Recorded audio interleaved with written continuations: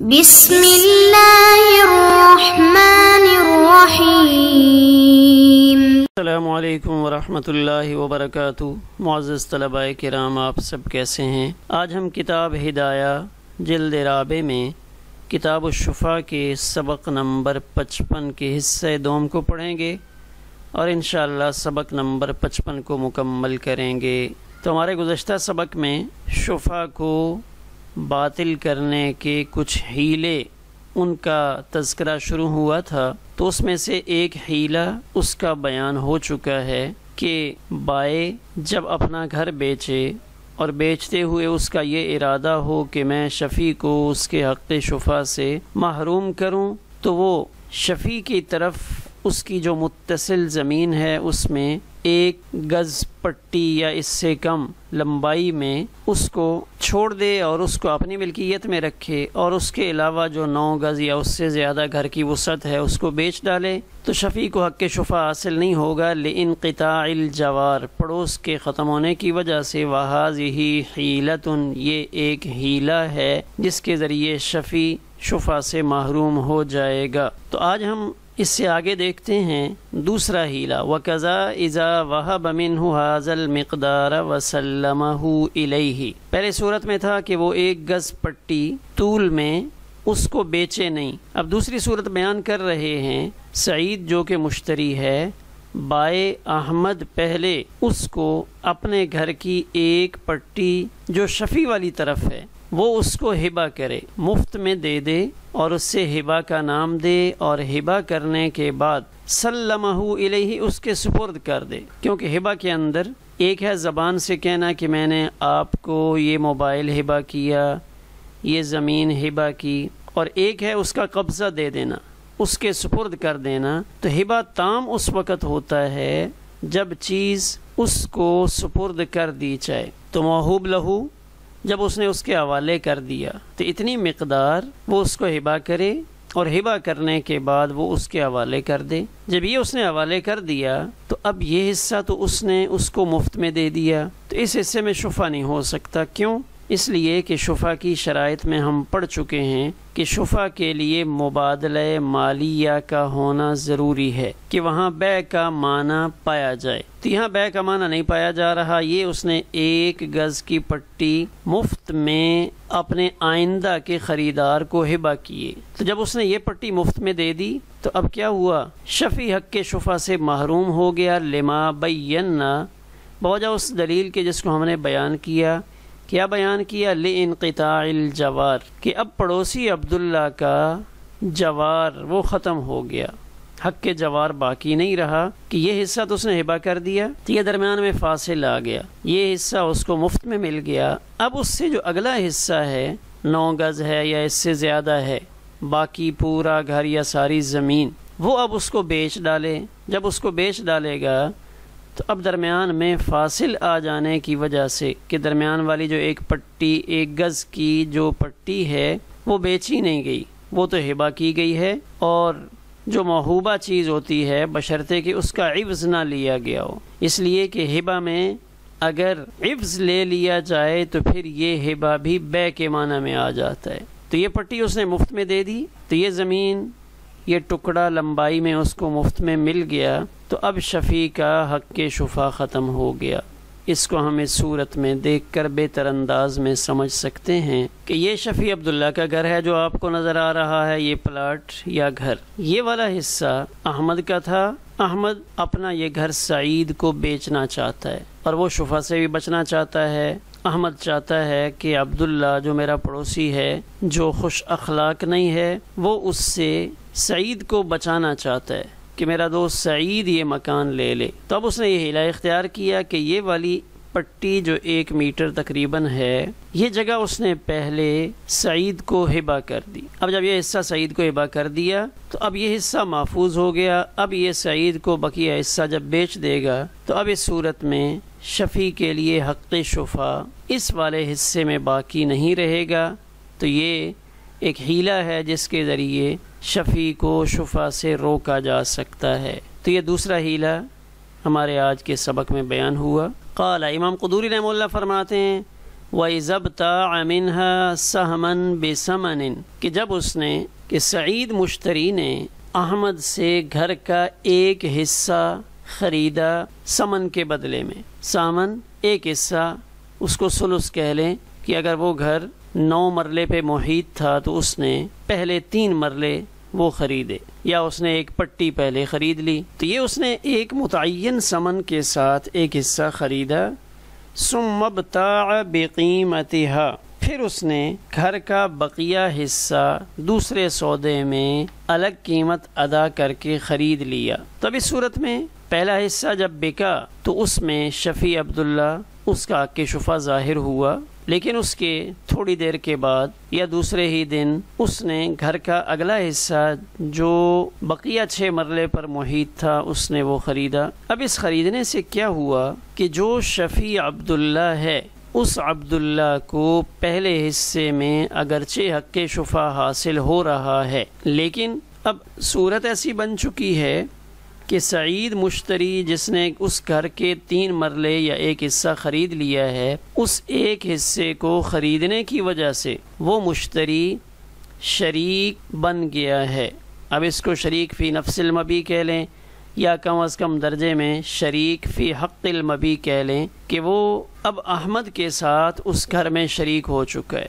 فالشفعۃ للجار فی السہم الاول دون الثانی تو جار پڑوسی یعنی عبداللہ کو پہلے حصے میں تو حق شفا ملے گا، دون الثانی دوسرے حصے میں نہیں ملے گا. لأن الشفیع جار فیہما اس لیے کہ شفیع پڑوسی تو کہلائے گا ان دونوں میں، پہلے والے 3 مرلے یا ایک پٹی اور جو دوسرا حصہ 2 حصوں میں گھر فروخت کیا گیا، جار ان دونوں میں ہے، مگر یہ کہ مشتری سعید فی الثانی دوسرے حصے میں شریک بن چکا ہے. فَيَتَقَدَّمُ عَلَيْهِ لہذا شریک مقدم ہوتا ہے جار کے مقابلے میں. آئیے اس تیسری صورت کو ہم اس نقشے میں دیکھتے ہیں. یہ شفیع عبداللہ کا گھر ہے، اس کے ساتھ احمد کا گھر تھا. سعید نے احمد کا گھر خریدا، لیکن خریدنے میں اس نے 2 حصے بنائے اور 2 حصوں میں اس لیے خریدا تاکہ شفیع عبداللہ اس کی رغبت ہی اس گھر کے خریدنے میں ختم ہو جائے. کیونکہ اگر سعید اس گھر کو اکٹھا خریدتا تو ممکن تھا کہ شفیع عبداللہ اس پورے گھر کو شفا کے ذریعے لے لیتا، لیکن یہاں ایسی صورت اختیار کی گئی تاکہ شفیع عبداللہ کی رغبت اس طرف نہ رہے.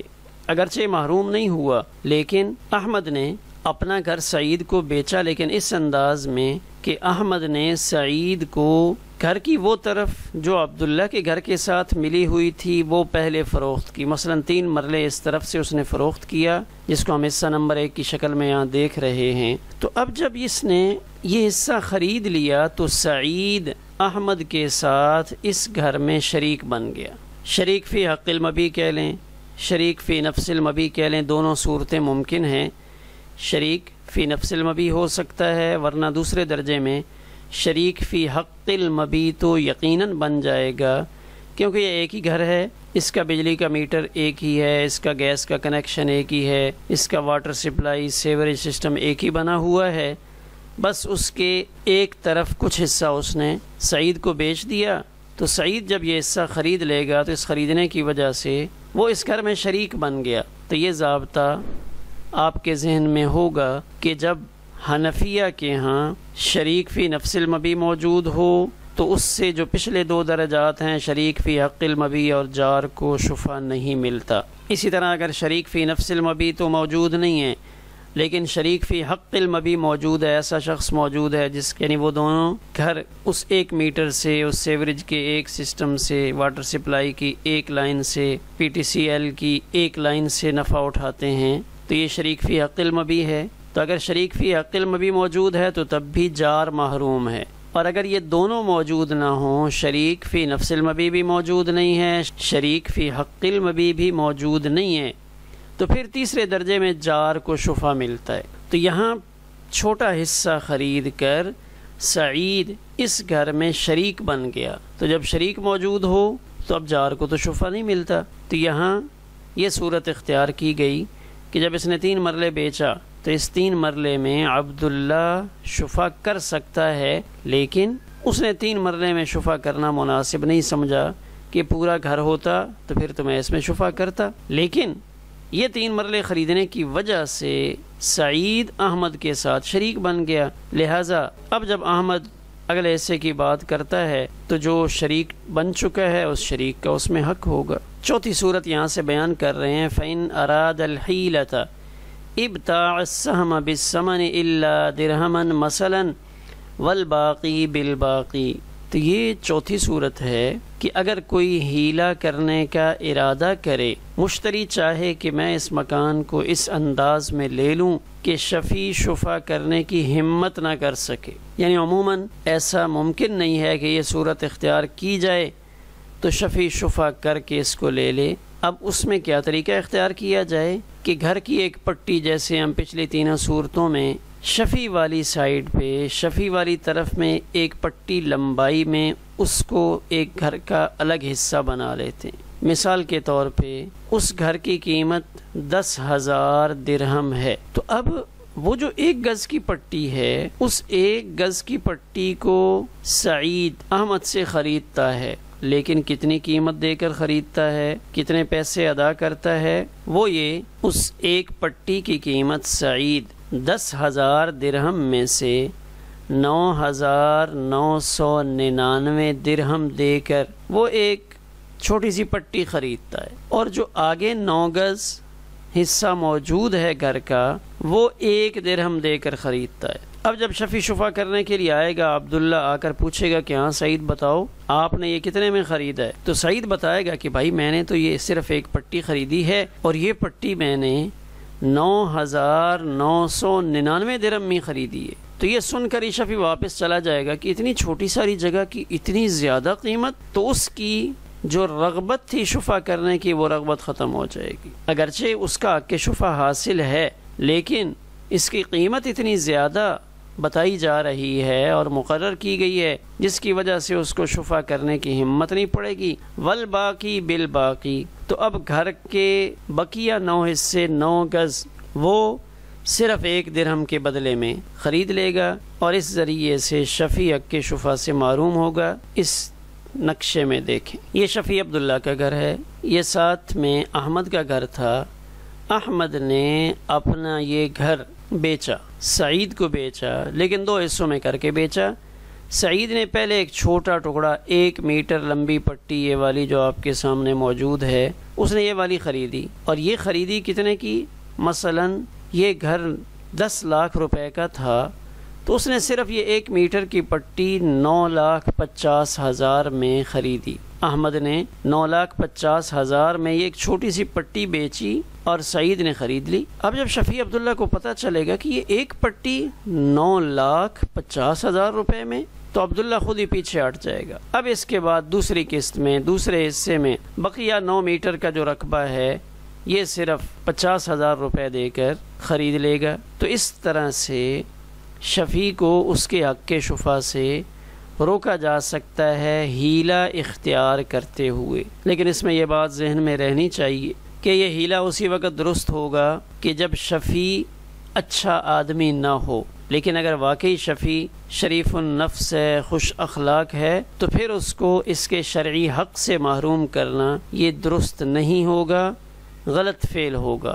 یعنی یہ اسی وقت اختیار کیا جا سکتا ہے کہ جب شفیع اچھے مزاج کا آدمی نہ ہو، لوگوں کو نقصان پہنچانے کے در پہ رہنے والا ہو، تو اس صورت میں شفیع کو حق کے شفا سے روکا جا سکتا ہے اور اس کے لیے یہ ہیلا اختیار کیا جا سکتا ہے۔ لیکن اگر شفیع اچھا آدمی بھی ہو، پھر بھی اگر کوئی یہ ہیلا اختیار کر کے مکان کو اس طرح بیچتا ہے، تو بہرحال شفیع عبداللہ کا حق کے شفا ختم ہو جائے گا، لیکن یہ مکان بیچنے اور خریدنے والے چونکہ عبداللہ کو اس کے ایک شرعی حق سے روک رہے ہیں، لہٰذا عند اللہ ان کے اوپر آخرت میں مواخذے کا اندیشہ ہے، قضاءً شفیع عبداللہ حق کے شفا سے محروم ہو جائے گا۔ ہمارا آج کا سبق اسی پر مکمل ہوا۔